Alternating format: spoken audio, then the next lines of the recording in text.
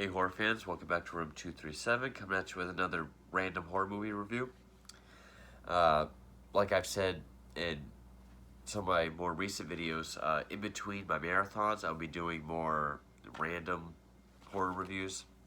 And amongst those, I've been trying to catch up on more modern horror films, like the 2010 to 19 decade. Because there are some gems.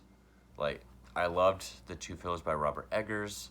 I was impressed by Hereditary, except for the ending. Conjuring and Insidious are the only two modern supernatural horror films that I like. So, there are some gems that I missed out on. And a lot of them were critically acclaimed, including this one from 2016, and that is Don't Breathe. I found this in the $3.97 bin at Walmart. I kind of remember when this came out, uh, like 2013 to 18 was just a drunken blur for me, so I don't remember a lot.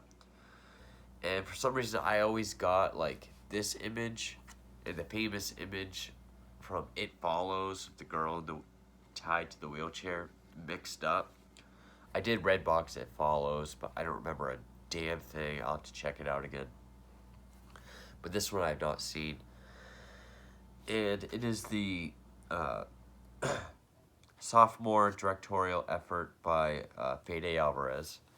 Fede Alvarez directed the Evil Dead remake, which purists may hate me, but I love the Evil Dead remake. I hated the idea at first. Then I saw the Red Band trailer, loved it, waited 4 months to see it, saw it in theaters, had a great time. It's my favorite remake. I like it more than Hills Have Eyes, Dawn of the Dead. Yes, characters are bland.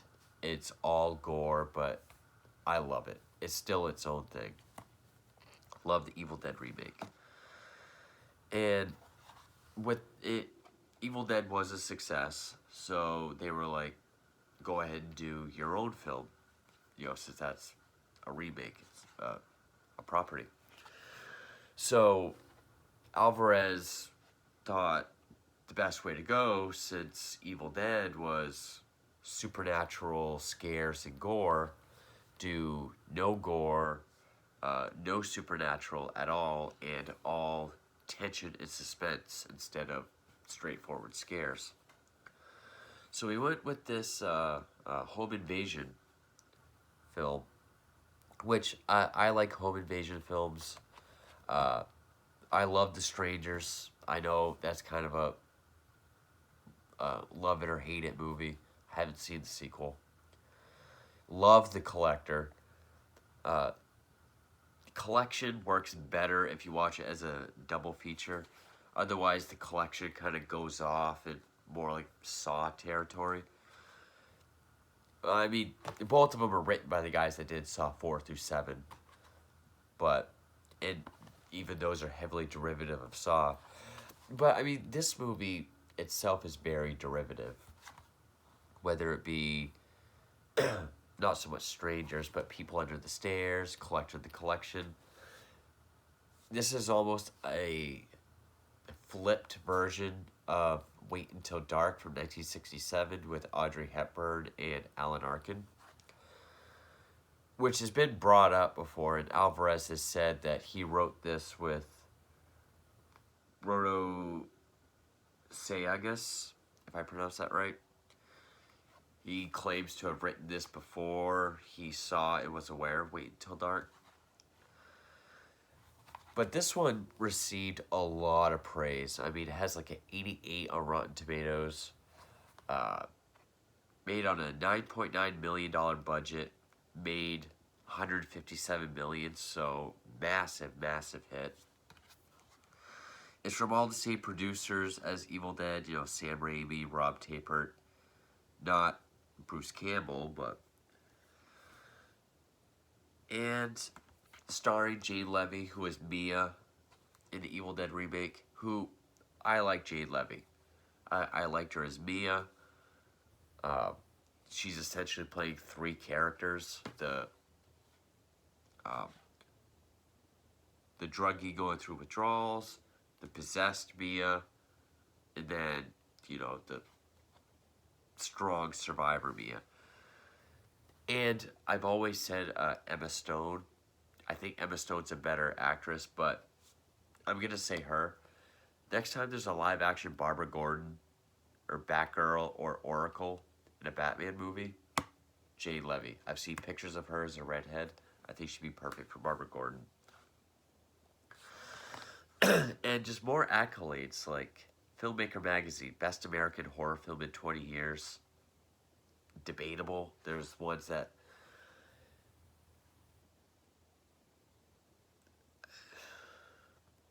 I enjoy more. I could say that, and I'll explain what I mean. Best Twisted Years by Forbes. Strongly disagree with that. Turns the home invasion thriller into an art form. IndieWire. Now that's where I get confused, because with how derivative this is, why is it The Collector and The Collection got so shit on and forgotten, made no money? Even People Under the Stairs back in 92 was kind of shit on. Strangers, I think, was like a modest hit, more of like a cult hit than anything. So, like, why is this one so special? Especially because of the twist. The twist, I thought, it was kind of a reach on a leash. Like, they wanted to go there, but they didn't want to really do it. I'll explain what I mean. I'm going to say spoilers. Because I did enjoy the film. I did. I liked it very much. I don't agree 100% with all the praise, but essentially you have this trio of friends: Jane Levy, Dylan Minetti. I never knew how to pronounce his last name. He was the lead guy in Goosebumps. He was the bully in Let Me In. He's the guy, the kid in 13 Reasons Why. I think he has some talent. It's more so what he's given to work with. I liked him in this. I liked him in Prisoners. I liked him in Let Me In. Goosebumps, he was kind of dry. So I haven't seen 13 Reasons Why. It really depends on the material. Daniel Zavato, I didn't really recognize him. But they're like these really skilled burglars. Like, the kid from Goosebumps, his dad has something to do with security, so he knows a lot about security systems, and they know all these, like, how to pick locks and all these tricks. I mean, sort of like Italian Job, kind of like group of people. I didn't really buy them as that. But anyway, Jane Levy lives in a Rob Zombie movie. Just a white trash, fucking terrible mother who they really make you want to hate her. And her younger sister. She wants to take her away to California, give her a better life. So they want to break into this house that's sort of in like this Fight Club area in this dead section of town, where there's a blind man who some time ago his daughter was killed via vehicular manslaughter. So right there you have, okay, the worst kind of person to steal from. He's blind and he lost his daughter. He got a huge he's got like a 6-figure settlement, and that's what they're going in to steal. It's supposed to be one of those last jobs ever kind of deals, which was like The Collector. But the characters aren't entirely likable, even with Jane Levy, with how, Rob Zombie Halloween, her home life is. It wasn't quite like The Collector, where the ends justified the means. In The Collector, he was doing it to save his wife from loan sharks. This, I guess it's supposed to make you conflicted because he is a blind man who lost his daughter and he's grieving and he lives all alone, except for a very well-trained Rottweiler. And then once they're in the house, this guy is like fucking Daredevil. Like, he's blind, but his house is rigged, and I'll spoil this. The one guy who they call Money, he's like the thug of the group. He gets killed right off the bat. They have all these tricks to get in, and then the whole movie is Jane Levy and the kid from Goosebumps trying to find their way out. Because this guy, you know, because he's blind, his other senses are heightened. It's not like a superhero. He's not like Daredevil.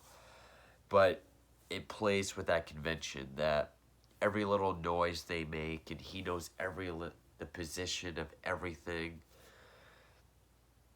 And I will say this one was better directed than, say, Collector of the Collection. Strangers had more of like a Carpenter feel with scares and tension. This one was more Hitchcockian, dare I say. Because when they first walk through the door, it's almost 4 minutes, if not 4 minutes. This one tracking shot of all the rooms. And it's not stiff like, say, in The Shining, when we're following Danny on his big wheel. This one's got more of like a flow to it. It's kind of more free. And I mean, kind of goes up and around things, and it shows us all the rooms. It goes right to the blind man's underneath his bed, and it stops right at him. And we see under his bed that there's a pistol. So we know the guy's rigged the house. That's what I mean by Hitchcockian. we get a hint of the threat before the characters do. Actually, there was even a little part that reminded me of my favorite short story ever by Edgar Allan Poe, The Telltale Heart. Because they're supposed to create like this chloroform bomb or something. They set it off in the bedroom so it can just knock the guy out and they can do what they got to do. So when the guy's setting it up, he like turns around and there's no music, but the blind man's already sitting up in bed, kind of like trying to listen. And the guy has to stand very still. It's kind of like in a Telltale Heart. And we're supposed to think, okay, he's like an old, a decrepit old man. No, this guy is like Clint Eastwood on steroids. The guy can fight. He's strong as hell. Relies on his other senses. I mean, it shows him sniffing things and listening. Really like the tracking shot. I really like the look of a lot. Like, you know how Saw kind of has like that greenish tint. I like some of the filters they use with the lighting. And the score is kind of subtle. It's not quite a John Carpenter score, but it's kind of close. A bit more amped up. I would say, since it's called, you know, Don't Breathe, and they do have to rely on being quiet, I think the film would have benefited more from no score. But I know how Hollywood is. They don't take risks like that. You'll probably never see a movie with no score nowadays, but I think that would have been a neat approach. No score, like dead silent. They even put scores in found footage movies sometimes, and that's fucking stupid. So yeah, and a lot of it is like these really close calls, like right when the blind man is like this close to getting someone else will make a noise, so he has to go. A lot of close call, suspense. I would have been fine with that the whole movie. In fact, there's a part when they're down in the basement and he cuts the power. So now they're like in his domain because he's already blind, but he knows his way around. They're fucked. It's black and white, but it has this night visiony kind of look. It's not quite as intense as like Silence of the Lambs when Clarice is down there in his night vision. But I like how it looks. Like, you can tell their eyes are dilated. Very tense scenes. I mean, there was this one really creepy scene where it shows the blind man standing there. You can tell he's like trying to listen. And the camera just pulls back. And he just like dissolves into the darkness in the background. So that when Jean Levy is feeling her way around, he's standing there, but she gets closer and he just appears out of the darkness again. Great tricks and, shots that look neat and really creepy. I thought that was a very creepy effect. I thought that worked. And again, I wish that was the whole movie, but then we get it's not quite the twist. I'm gonna say spoilers here, because I mean this is 2016. If you haven't seen it yet, I definitely recommend it. Especially if you like home invasion films.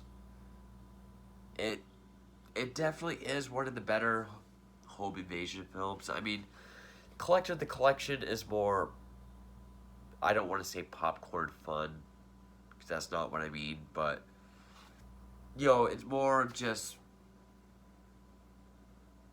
I don't want to say unrealistic, because it's not like this one's super realistic either, but I don't know what I'm trying to say. I thought this was a pretty damn good movie. There was just very little that I didn't like, and the longer the film goes on, just the more non-stop it is. I mean, it's a short film. It's just under an hour and a half.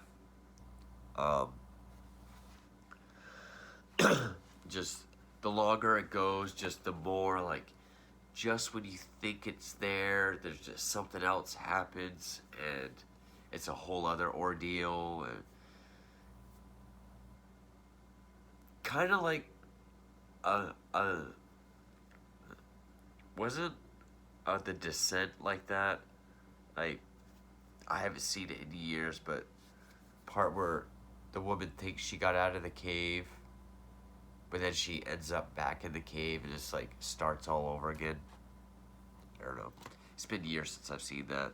I wasn't even the biggest fan of it, but yeah, by like the last like half hour is just non-stop, just a fast-paced, false endings, but like, I don't really want to say action either, but it's just non-stop and it just keeps escalating, getting crazier. So I would say spoilers here. There is a point where they're down in the basement and they find this girl who's chained up. She's got tape. You find out she was the drunk driver that killed his daughter. And so we're supposed to believe he's holding her captive. He's trying to, vicariously raise his daughter. Or raise a surrogate daughter, rather. And the only thing he can't do is obviously shoot a target, but he still shoots anyway. The girl gets shot. When he's feeling around, he realizes it's her, and he has this like fatherly kind of breakdown. So that's why we think, oh, he's trying to raise her as his daughter. Well, goes a step further because things lead to another. She gets knocked out, and she gets put in that position. And we find out that since that first girl took his baby from him, she's gonna give him another one. Hills Have Eyes 2 style. And this is what I meant by reach on a leash. Because it's like, because this trio isn't, they're not really heroes. They're not super likable. I mean, I guess the kid from Goosebumps would be the one you could root for the most. They really want you to feel for Jane Levy because of her sister. You know, she's trying to give her a better life. But, so they're like, okay, we gotta make him more of a monster because we're having them literally steal from the blind, which they did get the money early on. Now they're just trying to protect it. And he knows they have the money. That's why he's pissed. And so we got to make him more of a monster, more evil. Oh, let's just have him keep her captive and make her give him a baby. But it's like they didn't really want to go there because he's not a rapist. He even says, I'm not a rapist. I never forced myself. So he has all this semen stored that he fills a turkey baster up with, and that's what he's going to use to artificially inseminate. Which, I'm surprised this is like the R-rated cut and not like unrated, because it shows him up close like carrying it with accurate consistency. Cum dripping out of the tip of the turkey baster. And I mean, it's not graphic, it's not overly gross. I was gonna say it's not gratuitous, but the whole idea is gratuitous. That's why the best twisted years I strongly disagree with. I would have been behind this film 100% if it had just been about them trying to get out of the house. The whole captive making babies was a little, it's not that I find it disturbing, it's just, it's a little too left field for like the first 2 acts. And then, I mean, of course, the kid from Goosebumps didn't really get killed when we thought he did. So he goes down, and this is why I don't get. He saves her from being inseminated. They handcuff him to a thing. They go up to leave, and when they open the door, the guy, Stephen Lang is the guy that plays the blind man. He shoots the Goosebumps kid, and I think he has the handcuffs hanging. Doesn't show how he got out, anything like that, just because. She gets out, and then he sends his dog after her. Then there's this whole scene with the dog in the car, so it's like Cujo. She ends up back in the house. It's just, that's what I mean by non-stop. But I mean, it's fast-paced. It doesn't get boring. The movie never gets boring whatsoever. I could have done without the turkey baster twist. I just didn't think it belonged in this film. Again, the home invasion, like that beautiful tracking shot, the black and white night vision, the way there's no jump scares, there's no like musical stings to tell you when to be scared. Wonderfully directed, very well made. Another thing, it could have benefited from no score. That's one thing I think. Another thing it could have taken out. The score I didn't mind. I think it would have been more authentic without it. Another thing that it didn't need was she gets away with the money. She's at the airport with her sister. She sees a news report about the attack because she sets the alarms off so it freaks his hearing up. Cops get there. She sees on the news that he lived. And he killed the two intruders in self-defense. No mention of her. And she boards the plane. All because they want to do a sequel. It was announced last month that, I don't know about going into production, but almost immediately after, because of how well it did, like 2016, the script was completed November 2018. The title is called Don't Breathe Again. Great title. Principal photography will begin this April. It's going to be co-written by the same two guys, but this time Sagas or whatever his name is will serve as the director, and Alvarez will produce it. It doesn't need a sequel. It could have done without the sequel bait ending, unless it was trying to end on like a suspenseful cliffhanger, but the home invasion part really, really, really worked. The way it was filmed, like the different things he tried with the cameras, like the tracking shots, the black and white night vision, the tension, the creepiness, the blind man sitting up in bed or dissolving into the darkness or emerging from the darkness.